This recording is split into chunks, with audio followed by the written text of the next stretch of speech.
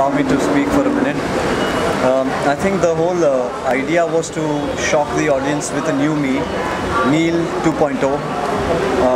I went through a massive transformation. Yeah, I had gained a lot of weight for one of my films, post which then of course the COVID hit, and but when I wanted to come back on screen, I wanted to come back in the same avatar that my fans expect me to be, the cool, dapper. But apart from that, when it came to a music video, I wanted to do something that really stands out. Not this typical run-of-the-mill music video with, glitz and glory and glam, but something that really kind of resonates with people, their emotions, and a story that might kind of linger for a long time. And then of course Rashid sir, Ankit Tiwari ji's beautiful voice, Rashid sir's music direction, and of course Adhyayan Suman's direction over all of this really catapulted into making the song much bigger. I had the opportunity of working with the ever so beautiful Shreya, and I was very privileged and honored that Music Garage considered me worthy of it. In overall, I think the uniqueness of Tu Meri Aashiqui is that it's a three-part film, I would call it. This is the first of its kind. पहली बार ऐसा हिंदुस्तान में हो रहा है कि music video में हम एक फिल्म की तरह उसे दर्शा रहे हैं, उसे आपके पास पहुंचा रहे हैं, और इसका ये पहला पार्ट है। दूसरा पार्ट इसका होगा, फिर तीसरा पार्ट भी होगा। तो तीनों की अगर कहानियाँ एक साथ जोड़ के देखें तो almost it's like a short film.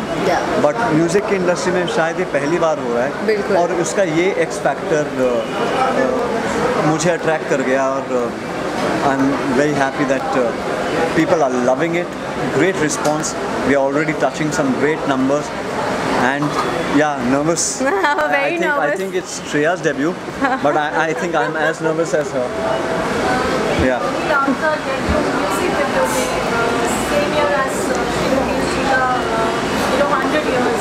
That's a lovely coincidence. I know. This is my grandfather's. So, I know.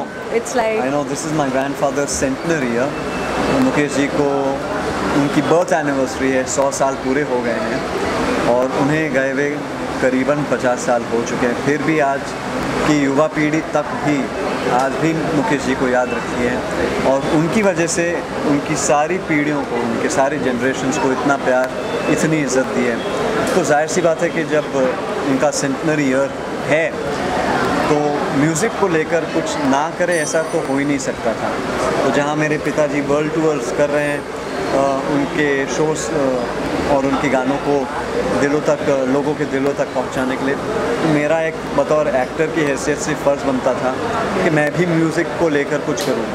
तो एक खोज थी एक ऐसे गाने की, एक ऐसे म्यूज़िक वीडियो की जो शायद आपके दिलों तक पहुँचे, और तू मेरी आशिकी मैं गारंटी दे रहा हूँ कि वो ऐसा एक गाना है जो 100% आप सभी के दिलों तक पहुँचेगा।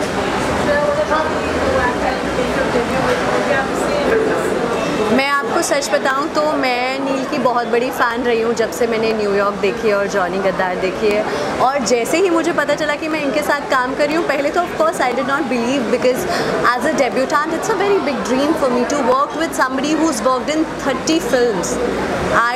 It is a dream come true debut for me, and फिर जब मुझे यकीन हुआ तो मैं नर्वस हुई कि पता नहीं मैं कैसा परफॉर्म करूँगी, पता नहीं नील सर खुश होंगे या नहीं, I don't know if he will be happy with the chemistry or not, but I am telling you, he has made me so secure as a person, as an actor, as a friend, and on set he literally treated me like a child, that just perform, just leave everything from your mind, go ahead, fly, Adhyan and I will be your wings. And I was so happy that he's been so kind and so cooperative, and he has, guys, zero air about himself, even after belonging from such a family which is one of the epitome of legacies that we talk about in Bollywood. It's very kind of you, Shreya. Thank you. Compliments right back at her.